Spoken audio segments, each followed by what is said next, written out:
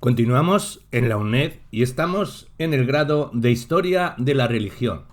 Estamos hablando de la religión en Egipto. Y hablemos de mitología y religión egipcia y reyes. La mitología egipcia comprende el conjunto de creencias sustentadas en la religión del antiguo Egipto desde la época predinástica hasta la imposición del cristianismo, cuando sus prácticas fueron prohibidas en tiempos de Justiniano I, año 535. Su desarrollo e influencia perduraron más de 3.000 años, variando lógicamente a través del tiempo. Por lo tanto, un artículo o incluso un libro solo puede resumir la multitud de entidades y temas de este sistema complejo de creencias. La variada iconografía egipcia es muy diferente de la griega o romana. En la mitología egipcia, muchas deidades son representadas con cuerpo humano y cabeza de otro animal. Las ideas religiosas de los antiguos egipcios tuvieron dos fases. La primera. Durante la época predinástica divinizaron aquellos fenómenos naturales que le desconcertaban o infundían temor, de lo que no conocían la razón de su proceder. Asociaron estas divinidades con las características de ciertos animales y lo representaron con forma humana, aunque conservando rasgos zoomorfos. El halcón, en el dios Horus, el elevado dios del cielo. El perro egipcio o chacal del desierto, el guardián de la necrópolis, se convierte en un dios protector, Anubis. El cocodrilo del Nilo, un peligro constante en un dios temido, venerado en la religión del Fayún. Además les atribuyeron conceptos humanos como la relación familiar, por lo que se formaron tríadas compuestas por un dios, su esposa e hijo. Y también pasiones humanas por las que se le rendía culto, dando ofrendas en los templos a cambio de favores solicitados o recibidos. Y una segunda sería que a pesar de la agrupación de los pueblos egipcios en las dos tierras, el Alto y el Bajo Egipto, cada uno de los nomos o provincias mantuvo sus deidades protectoras, lo que significaba la veneración a decenas de dioses que adquirían mayor o menor relevancia según la importancia que tuviese cada ciudad. En Heliópolis se adoraba a Ra, en Tebas a Amón, en Memphis a Pat y a Thor. Los sacerdotes de los templos principales comenzaron a organizar esta multitud de dioses y a explicar sus relaciones, la creación del mundo, las crecidas del Nilo, ideando y sistematizando las creencias en la denominada teología heliopolitana, tebana, reflejadas en los textos de las pirámides o en el libro de los muertos, a los que siguió la redacción de otros similares. Su visión está basada en su propio país, tierra fértil junto a un río y con un desierto alrededor. Por lo tanto, el mundo para ellos se dividía en tres regiones. Una, el cielo, Nun, morada de los dioses, cuya diosa celeste, Nut, la grande, que parió a los dioses, era representada como una mujer con el cuerpo arqueado, cubriendo toda la tierra. 2, la tierra, morada de los hombres, la casa de Heb, el dios creador representado como un hombre, tumbado bajo Nut. El más allá, o Duat, el reino de los muertos, donde gobernó Horus y posteriormente Osiris, espacio recorrido en su barca solar por Ra durante la noche y por donde transitaban los espíritus de los difuntos sorteando los peligros.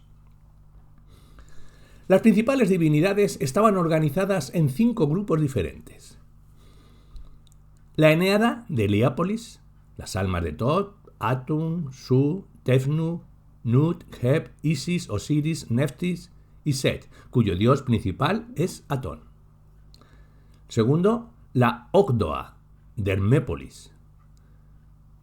Constaría de Nun, Nunet, Heb, Ehet, Kek, Keket, Amón y Amonet, de donde surgió el dios Ra. La triada de Elefantina. Constaría de Hnun, Satis, Anuket, donde Hunub es el dios primordial.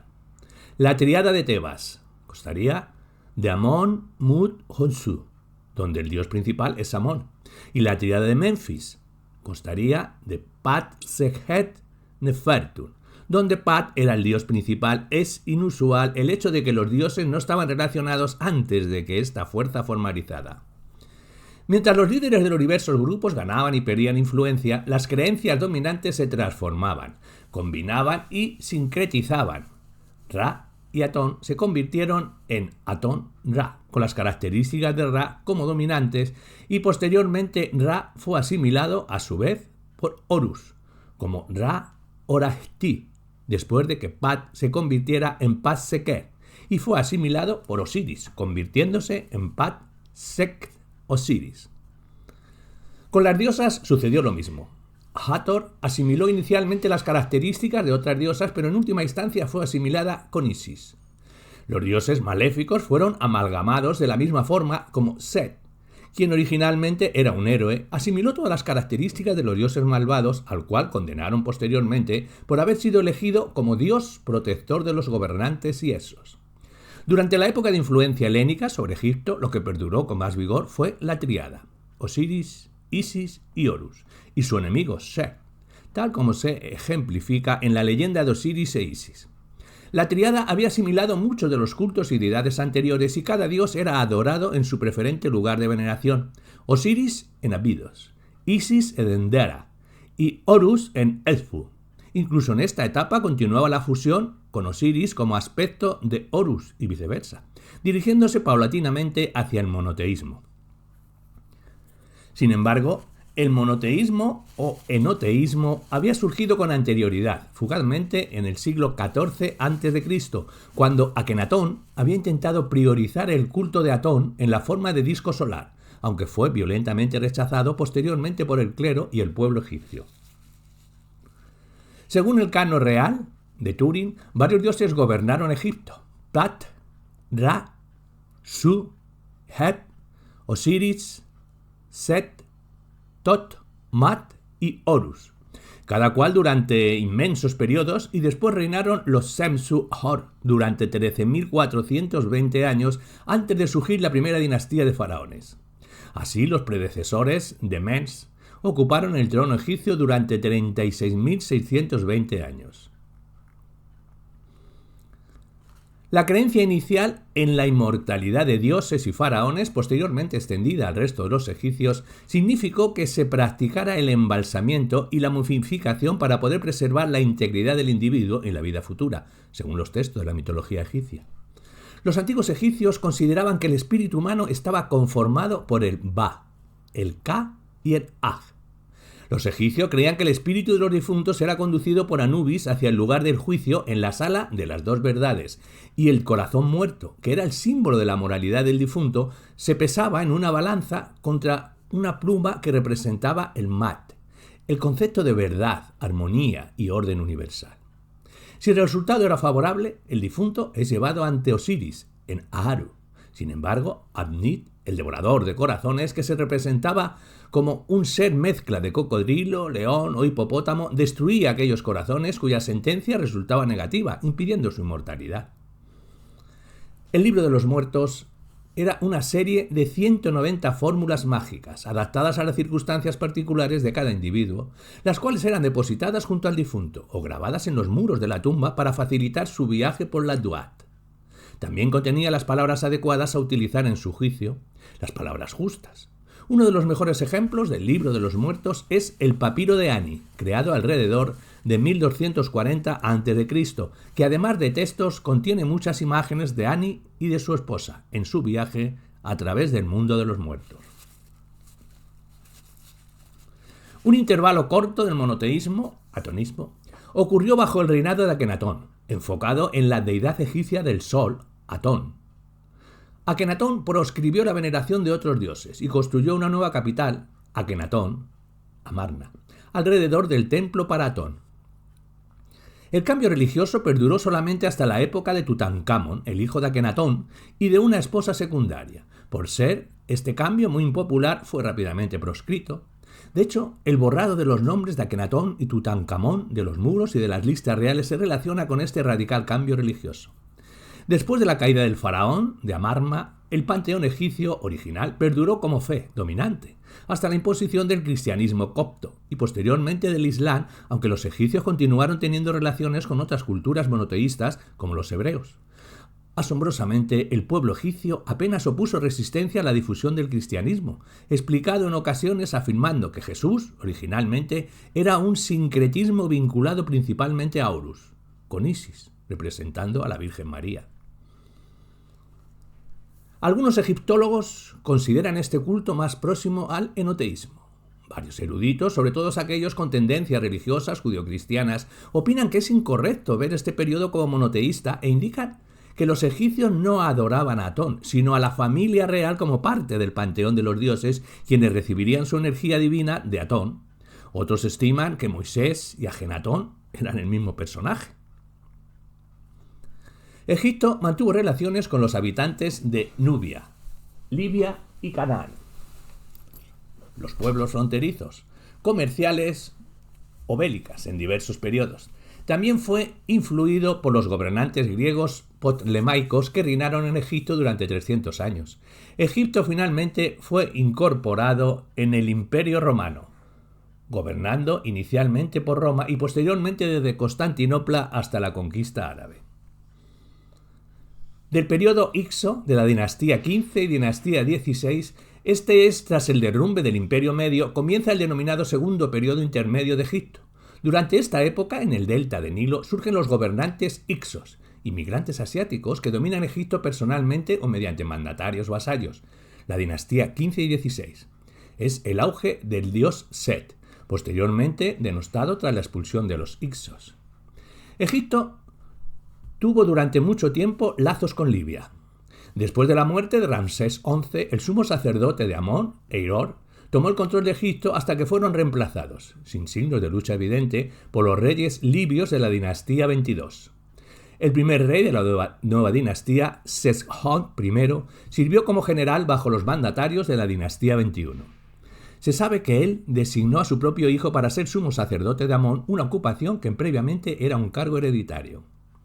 Del periodo ptolomaico, del 304 al 30 a.C., diremos que comenzó con Ptolomeo I, Sóter, y terminó con Cleopatra VII. Ptolomeo I, Sóter, Salvador, fundó la dinastía ptolemaica, la cual gobernaría Egipto unos 300 años. Los ptolomeos promovieron el culto a Serapis, deidad sincrética de Osiris y Apis. Varios reyes ptolemaicos adoptaron la costumbre egipcia de desposarse con sus hermanas y muchos gobernaron conjuntamente con ellas. El último de los ptolomeos, la famosa Cleopatra, fue una de las escasas reinas que gobernarían Egipto. Del periodo romano, del 30 a.C. al 639 después de él, donde Egipto fue incorporado al Imperio Romano y gobernado, primero desde Roma y posteriormente desde Constantinopla hasta la conquista árabe. El acontecimiento más revolucionario de la historia de Egipto romano fue la introducción del cristianismo en el siglo II. Al principio fue perseguido vigorosamente por las autoridades romanas, que temieron la discordia religiosa más que cualquier otra cosa en un país donde la religión había sido siempre suprema. Pero rápidamente ganó adherentes entre los judíos de Alejandría. De estos pasó a los griegos y posteriormente a los egipcios nativos, quienes encontraron satisfactorias sus promesas de salvación personal y su enseñanza sobre la igualdad social. Y en el año 535 sus antiguas prácticas fueron prohibidas por Justiniano I, clausurándose los últimos templos que permanecían abiertos. De las fiestas de los antiguos egipcios, diremos que ningún pueblo ha tenido más ceremonias religiosas que los antiguos egipcios, pues no solo escogieron como objeto de culto toda clase de animales, sino hasta las legumbres de los jardines. Así como los egipcios fueron los primeros en inventar la mayor parte de las divinidades paganas, conocidas de los griegos, también fueron los primeros que establecieron las fiestas celebradas en su honor, la pompa de su culto, las ceremonias, los oráculos. Las fiestas principales de este pueblo, como las de los persas y los indios, fueron establecidas según las épocas naturales del año. La más solemne llamada la fiesta de las lamentaciones de Isis o de la desaparición, la muerte de Osiris, que comenzaba el 17 de abril o el 13 de noviembre, según Plutarco. De los templos diremos que muchos templos aún permanecen en pie y otros están en ruinas por erosión y vandalismo. Bastantes han desaparecido, desgraciadamente, al ser utilizados como cantera de materiales para otras construcciones. El faraón Ramsés II fue un gran promotor, restaurador y, por desgracia, también usurpador de templos de faraones precedentes. Los templos más importantes están en los actuales emplazamientos. Deir el-Bahari, conjunto de templos de Mentuhotep II de la dinastía XI, Hatshepsut y Tutmosis III de la dinastía XVIII, el complejo funerario de Hatshepsut con amplios patios escalonados y estructura columnada de gran armonía, construido unos 1000 años antes que el célebre Parteón de Atenas, una de las más bellas obras arquitectónicas. El Karnak, complejo de templos ampliados durante 500 años en Tebas, la capital del antiguo Egipto desde el Imperio Medio. Luxor, Iniciado por Amenhotep III y ampliado por Ramsés II, era el centro ceremonial del Festival de Opet. Abu Simbel, dos grandes templos espeos de Ramsés II, al sur de Egipto, en la ribera occidental del río Nilo. Abidos, templos de Seti I y Ramsés II, lugar de veneración de los primeros faraones con un gran complejo funerario. El Ramseun, templo conmemorativo de Ramsés II, junto a la necrópolis tebana. El edificio principal se dedicó al culto funerario. Medinet Abu, templo conmemorativo de Ramsés III, complejo de templos fechados desde el Imperio Nuevo. Edfu, templo ptolemaico situado en el Asuán y Luxor. Dendera, complejo de templos. El edificio principal es el templo de Hathor. Kom-Hombo, templo de la región que controló las rutas comerciales desde Nubia al Alto Egipto. Isla de Philae, templo de Asis, construido en la época ptolemaica. Hablemos de los dioses egipcios. El panteón de dioses egipcio fue uno de los más numerosos del mundo. En el antiguo Egipto hubo más de 700 dioses. Algunas divinidades fueron creadas fusionando las características de varios dioses. Para los antiguos egipcios, el Ka de los dioses residía en la tierra, en las imágenes de sus templos, y había que venerarlas. Para eso, rogaban, bailaban, cantaban y les llevaban ofrendas de objetos valiosos, alimentos y prendas. Durante más de 3.000 años de la historia del antiguo Egipto, la religión apenas evolucionó. Sin embargo, en algunos periodos ciertos dioses se volvieron predominantes, mientras que otros pasaban a un segundo plano, pues cada culto era originario de una región diferente y la importancia de cada dios también variaba según la influencia de dicha región en el resto de Egipto.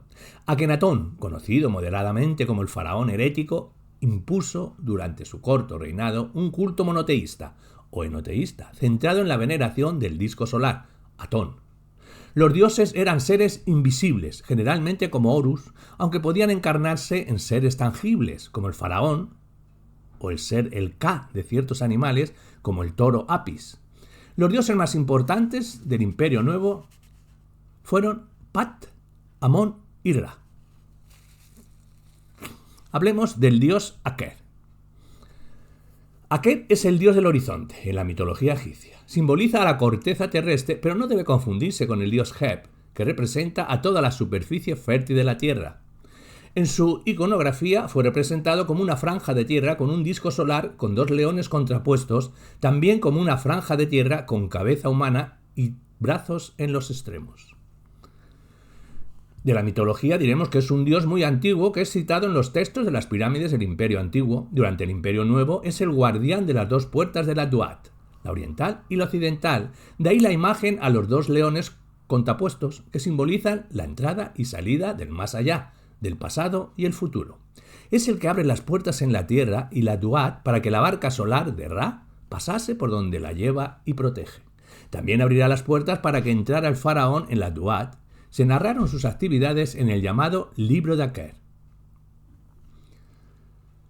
Se le denominó el guardián de los secretos que están en la Duat, pues era el responsable de custodiar las puertas de la Duat. Y como amuleto suele aparecer en los denominados marfiles mágicos del Imperio Medio, siendo considerado protector de los niños y de la familia. También se creía que protegía de las picaduras venenosas de algunos animales. Hablemos del dios Amenhotep, hijo de Apu. Amenhotep fue un escriba de alto rango, que se convirtió en una de las personalidades más poderosas e influyentes del antiguo Egipto en el siglo XIV a.C. y como Chait de Amenhotep III. Al parecer, Amenhotep nació en la ciudad de Atribis, en la Bajo Egipto, de una familia quizá perteneciente a la nobleza local. Su padre, Apu, era escriba real y sacerdote de Horus, y su madre, Iti, señora de la casa. Desconocemos la fecha exacta de su nacimiento, pero debió de producirse a finales del reinado de Tutmos III o comienzos de Amenhotep II. No obstante, sería muchos años después, frisando la 50, cuando sería muy conocido ya en la época de Amenhotep III. Desconocemos cómo llegó a ser un simple escriba al más alto escalafón, trabajando primero en Memphis y después en Tebas, a la sombra del faraón, pero lo más posible es que fuera por méritos propios, dado el increíble potencial de aquel hombre. Amenhotep fue acumulando cada vez más títulos a lo largo del prolongado y feliz reinado de Amenhotep III hasta convertirse en el hombre de Estado por excelencia. Títulos de carácter militar, tales como jefe del ejército de Memphis, jefe de reclutamiento, gobernador y escriba de los soldados. Títulos de carácter religioso, sacerdote Sen, primer profeta de Atribis, gran celebrante de Amón, intendente de los rebaños de Amón. Tiene títulos de carácter civil como escriba real, responsable del censo, jefe de obras públicas y sobre todo jefe de todos los trabajos del rey, que le convertía en arquitecto real, título del que siempre pareció estar orgulloso. Títulos de carácter cortesano, amigo del rey, portador del sello real, administrador de los bienes de Sitamón, hija y posterior esposa de Amenhotep III. De las obras más importantes, diremos que una de las obras por las que Amenhotep ha pasado a la historia ha sido por la edificación del templo funerario de Amenhotep III en la necrópolis tebana. Fue la mayor construcción de aquel lugar, pero desgraciadamente ya no queda de él más que los colosos de Memnón, y en pésimo estado de conservación. Por aquella bella edificación fue recompensado como un honor insólito y nunca repetido en toda la historia egipcia: la construcción de un templo funerario dedicado al propio Amenhotep, hijo de Apu. Este templo, aunque mucho más pequeño que el de la mayoría de los faraones, sería un regalo digno de reyes que le aseguraría la inmortalidad por miles de años. Otras grandes edificaciones dirigidas por este eficaz ministro fueron los templos de Luxor y Soleb, así como nuevos pilonos en Karnak y los templos de Mut y Honsu. En aquel lugar también fue el responsable del palacio de Malkat, regalo de Amenhotep III a su gran esposa real, la reina Ti. De su perfil humano, pues diremos que existen numerosas estatuas suyas, muchas de ellas en excelente estado. En la inmensa mayoría aparece como un modesto escriba, en la que había y habla de su lealtad al dios Amón, de su biografía o de sus 80 cumpleaños, un auténtico logro para la época. En ella, Amenhotep se nos presenta como un anciano sereno, satisfecho de su papel en la vida y que no se preocupa en ocultar sus orígenes sencillos, sino todo lo contrario, pues parece casi siempre documentado con el epíteto de hijo de Apu.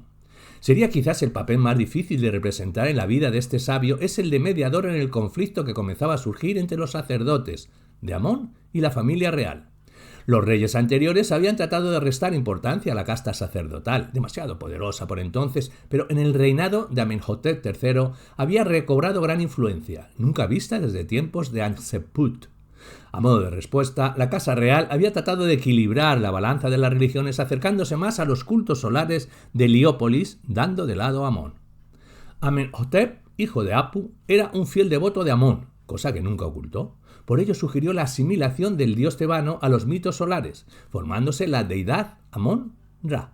Aunque esto tampoco zanjó la cuestión, sino que hizo más peligrosos a los sacerdotes. Se ha hablado de una posible rivalidad entre este anciano y otra facción cortesana, quizá dirigida por la reina Ti, que pretendía elevar al mismo rango que Amón al disco solar, Atón. Nada de esto comprobado y tampoco se sabe la posición exacta de Ti en esta historia.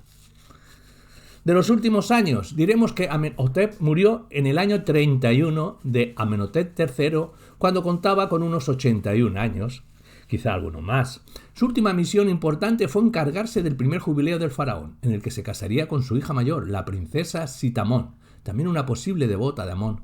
Por aquel tiempo, los partidarios de Atón comenzaban a ser numerosos, y ya se anunciaba la tremenda crisis que viviría el panteón egipcio en los años siguientes con Ajenatón, el hijo de Amenhotep III y Ti. Sería lógico pensar que Amenhotep, hijo de Apu, murió a consecuencias de la edad, pero un mito de épocas posteriores recogido por autores latinos, así como las turbulencias que comenzaban a surgir en la próspera y poderosa alta sociedad egipcia, parecen indicar que fue asesinado o incluso obligado a suicidarse. De ser así, ¿quién pudo ser el responsable? Los más serios candidatos serían el futuro Ajenatón, su madre Ti o cualquiera de sus seguidores. Sea como fuere, el sabio fue llorado durante mucho tiempo después de ser enterrado en su tumba, próxima al templo funerario dedicado a su memoria y su fallecimiento, y marcó un antes y un después en el Imperio Nuevo Egipcio.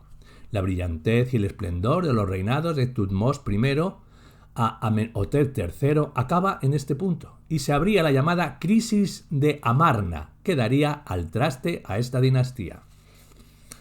La figura de Amenhotep, hijo de Apu, quedó en la imaginería popular durante muchísimo tiempo después de su muerte y la de todos sus contemporáneos. Tanto fue así que comenzaría a ser venerado como una deidad secundaria durante el periodo ptolemaico, 1000 años después de que abandonase el mundo.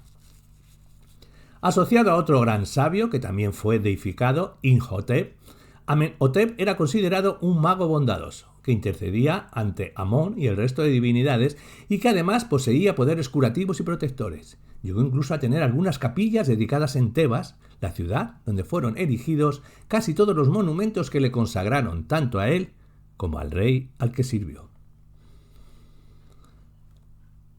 Hablemos del dios Amit. Amit, la devoradora de los muertos, o devoradora de corazones en la mitología egipcia, solo devoraba el corazón si el alma del difunto era culpable. Si no lo era, era recompensado con la vida eterna. Nombre egipcio Amit, otras grafías como Amit, Amut, Amemet o Amat. Su iconografía era representada como un ser con cabeza de cocodrilo, la parte delantera de león y la trasera de hipopótamo. De la mitología diremos que Amit se situaba bajo la balanza en el juicio de Osiris, celebrado en el Doaduat, el inframundo. Dieuti, Tot, comparaba el peso del corazón, como hemos dicho anteriormente, y con un símbolo de los actos pasados terrenales, la conciencia y la moralidad, contra la pluma que representaba la Mat, la verdad, justicia y armonía universal.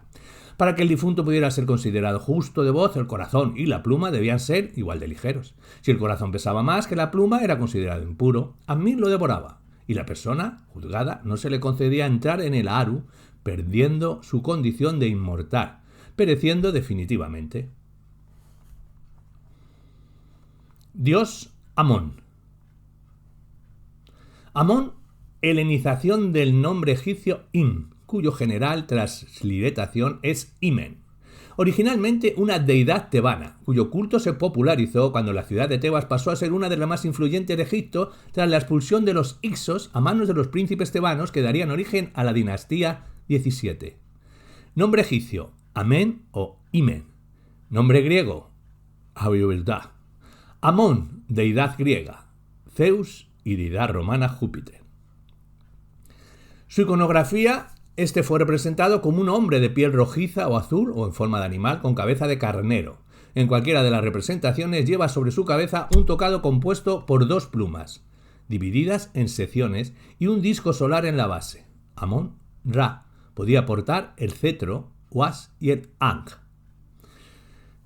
De la historia diremos que en los textos de las pirámides se le consideraba una deidad del aire, pero más tarde se le asoció a Ra, dios de Heliópolis, divinidad solar bajo el nombre de Amón Ra, convirtiéndose en la principal divinidad de la religión egipcia. Los faraones adoptaron en su titulatura ser hijo de Ra, Sa-Ra. Se encuentra la primera mención conocida del dios en los textos de las pirámides del Imperio Antiguo, ganando importancia hacia el final del primer periodo intermedio en Tebas. Durante la dinastía 12 del Imperio Medio cobra gran importancia en Tebas, donde se le erigió el denominado Templo de Karnak. A comienzos del Imperio Nuevo fue considerado el dios dinástico por la devoción que le profesaban los faraones tebanos, eclipsando el predominio del dios guerrero, Muntu, otra divinidad venerada en Tebas. La guerra contra los Hicsos, llevada a cabo por los príncipes tebanos de la dinastía 17, provocaría también el encumbramiento del dios de la ciudad a máxima divinidad del panteón egipcio, una vez lograda la victoria con la liberación y reunificación del país. Los sacerdotes de Amón se convirtieron en el sector más influyente de la sociedad egipcia durante el Imperio Nuevo, llegando incluso a enfrentarse al denominado faraón herético, Amenhotep IV, Ajenatón. En esta época comenzó su síntesis con el antiguo dios Ra, bajo la denominación Amón-Ra. En el periodo tardío de Egipto adquirió un carácter más universal, siendo conocido por el nombre griego de Amón-Ra-Sonté, Amón-Ra, rey de los dioses. De su mitología diremos que Amón representa un conjunto de conceptos abstractos asociados al aire, pues se encuentra en todo lugar y en todo momento. De ahí procede el título de El Oculto, ya que no podía verse, pero sí sentirse, y era el que atendía generosamente las peticiones que el pueblo le hacía llegar mediante súplicas y ofrendas. Amón se encuentra asociado a otros dioses como a su esposa Amonet y Mut y a su hijo Honsu. En Dedok, Daka y Dendur tenía por compañera a Satis. De los epítetos diremos que fue denominado el oculto, padre de todos los vientos, alma del viento, el dios único que se convierte en millones, aquel que habita en todas las cosas, Amón-Ra, señor de los tronos de las dos tierras, el toro de su madre, el Eterno, también recibido títulos en función de los lugares de culto como Amón de Ne, Amón de Nápata, Amón de Puz, Amón de Gempatón, hijo real de Cus, toro del desierto o señor de la oasis.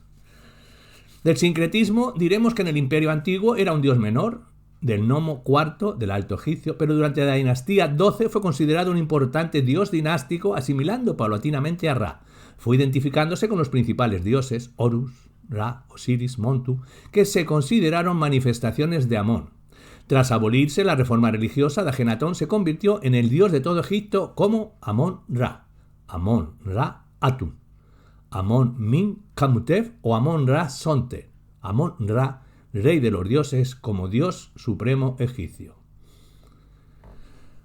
En cuanto a su culto, diremos que su principal culto se centró en Tebas, especialmente en los templos de Karná y Luxor, donde se organizaban multitudinarias procesiones en honor al dios. El cenit de tales celebraciones ocurría durante dos festividades anuales, la fiesta de Opet y la hermosa fiesta del Valle. En ambas, una barca conteniendo una naos con la imagen del dios era trasladada en un itinerario procesional por los templos de Luxor y Karnak.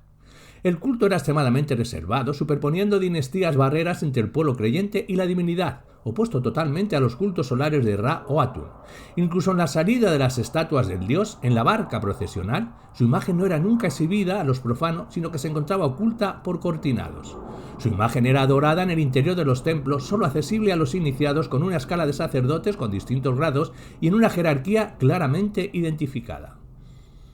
De la tríada tebana diremos que el culto de Amón alcanzó principal importancia con la expulsión de los Ixos, lograda a finales de la dinastía XVII por los príncipes provenientes originalmente de Uaset, en Tebas.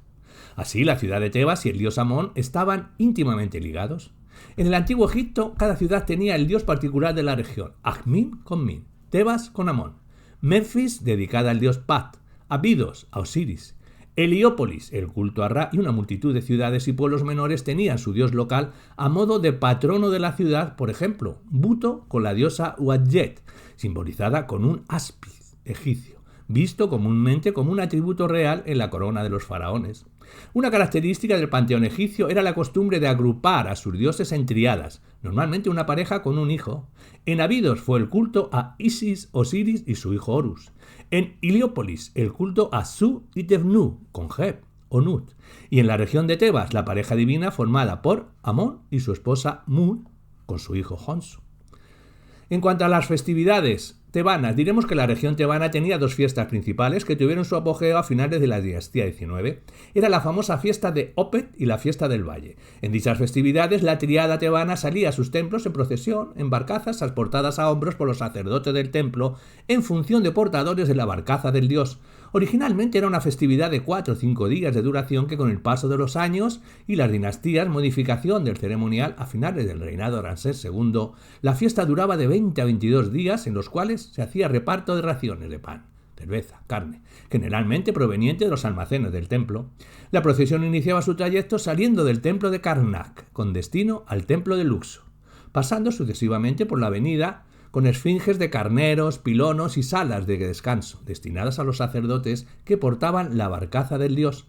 Se alojaban en el templo de Luxor durante 1 o 2 noches para regresar a su templo original de Karnak nuevamente. Y de los nombres teóforos, diremos que diversos personajes egipcios adoptaron en sus títulos el nombre de Amón, Amén.